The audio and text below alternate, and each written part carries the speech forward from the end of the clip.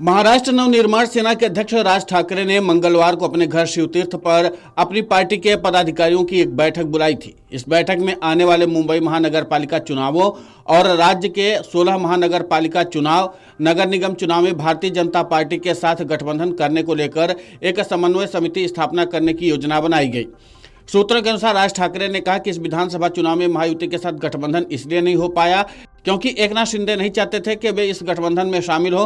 राज ठाकरे के पार्टी के पदाधिकारी चाहते हैं कि आगामी स्थानीय स्वराज संस्थाओं चुनाव में उनकी पार्टी बीजेपी के साथ गठबंधन करे। सूत्रों के अनुसार भारतीय जनता पार्टी भी ये चाहती है कि उसे महानगर पालिका चुनाव में राज ठाकरे के चेहरा और कट्टर हिंदू मराठी ब्रांड मिले, जिससे उद्धव ठाकरे की शिवसेना का वोट भाजपा महायुति में कन्वर्ट हो सके। वहीं दूसरी तरफ 8 जनवरी और 9 जनवरी को शरद पवार की एनसीपी पार्टी की 2 दिवसीय बैठक साउथ मुंबई में वाईबी चौहान सभागृह में होगी। शरद पवार की पार्टी के ज्यादातर नेता चाहते हैं कि उनकी पार्टी अजित पवार के साथ मिल जाए। अजित पवार की पार्टी एनसीपी ने इस विधानसभा चुनाव में बेहतरीन प्रदर्शन किया था। इस 2 दिन की बैठक में इस विषय पर भी शरद पवार अपनी पार्टी के नेताओं के साथ मंत्रणा करेंगे। हो सकता है कि 9 जनवरी को शरद पवार मीडिया के सामने खुलकर अपना पक्ष रखें, लेकिन सूत्रों के अनुसार शरद पवार खुद पार्टी को अजित पवार के साथ मर्ज करने या उनके साथ जाने को तैयार नहीं है। वहीं यह भी खबर है कि अजित पवार खुद दिल्ली जाकर भाजपा के बड़े नेताओं से मुलाकात करेंगे। जानकारी के अनुसार अब एमएनएस अपने फ्रंट लाइन नेताओं की एक कमेटी बनाएगी जो बीएमसी चुनाव के मद्देनजर महायुति के साथ गठबंधन करना है या नहीं, इस पर चर्चा करेगी। कमेटी इस बात पर भी चर्चा करेगी कि अकेले चुनाव लड़ने पर कितना लाभ होगा और गठबंधन करने से पार्टी को कितना फायदा मिल सकता है। कमेटी अपना रिपोर्ट राज ठाकरे को सौंपेगी। इसके बाद बीजेपी के साथ गठबंधन पर कोई फैसला लिया जा सकता है। बता दें कि राज ठाकरे ने विधानसभा चुनाव में कहा था कि एमएनएस बिना किसी गठबंधन के अपने दम पर महाराष्ट्र विधानसभा चुनाव लड़ेगी। महाराष्ट्र नवनिर्माण सेना यानी मनसे के प्रमुख ने 2024 के लोकसभा चुनावों में प्रधानमंत्री नरेंद्र मोदी की उम्मीदवारी का खुला समर्थन किया था और राज्य में भाजपा के नेतृत्व वाले महायुति उम्मीदवारों के लिए प्रचार किया था। अविभाजित शिवसेना से अलग होकर 2006 में एमएनएस की स्थापना करने वाले राज ठाकरे ने 2014 में खुले तौर पर पीएम पद के लिए मोदी की उम्मीदवारी का समर्थन किया था। जानकारी के मुताबिक एकनाथ शिंदे ने भी ऐसी शर्त रखी थी जिन्हें राज ठाकरे स्वीकार करने से इनकार कर दिए थे। हालांकि ये स्पष्ट नहीं हो पाया कि शिंदे ने कौन सी शर्त रखी थी।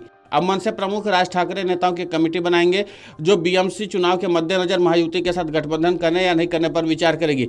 यह कमेटी यह भी विश्लेषण करेगी कि अकेले चुनाव लड़ने से पार्टी को क्या लाभ हो सकता है और गठबंधन करने पर इसके कितने फायदे होंगे आगे चल करके। कमेटी आगे जाकर के राज ठाकरे को अपना रिपोर्ट सौंपेगी, लेकिन इसी के साथ राज ठाकरे ने पहले भी बता दिया था कि किस तरीके से उनकी रणनीति बनी हुई है और उन्होंने स्थानीयता का मुद्दा और महाराष्ट्र में एक बार फिर से मराठा बेस वोट को एकजुट करने के लिए और उन्होंने मराठी वोटर्स को एकजुट करने के लिए भी नारा दिया था।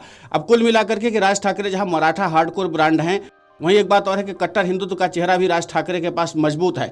अब देखना ही होगा कि जिस तरीके से राज ठाकरे ने अपनी रणनीति को मजबूत किया है और जिस तरीके से आगे राज ठाकरे काम करना चाहते हैं, क्या बीजेपी के साथ उनका गठबंधन हो भी पाता है या नहीं। क्योंकि विधानसभा चुनाव में भी इस बात के कयास लगाए जा रहे थे कि यहाँ पर राज ठाकरे के साथ गठबंधन हो सकता है। कुछ करीबी भी देखी गई थी, लेकिन उसके बाद बात नहीं बन पाई थी। अब उस वक्त शिंदे ने भांजी मार दी थी, जो राज ठाकरे ने आरोप लगाया है।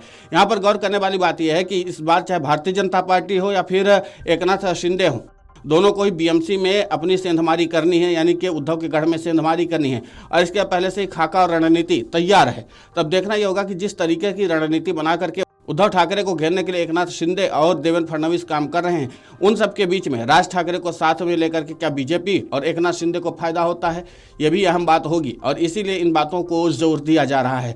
लेकिन राज ठाकरे फिलहाल जो कमेटी बनाने की तैयारी कर अपने पार्टी के अंदर, उनकी क्या रिपोर्ट आती, इसके बाद ही लगभग तस्वीर साफ हो पाएगी कि आगे बीएमसी के चुनाव में राज ठाकरे गठबंधन में जाएंगे या नहीं।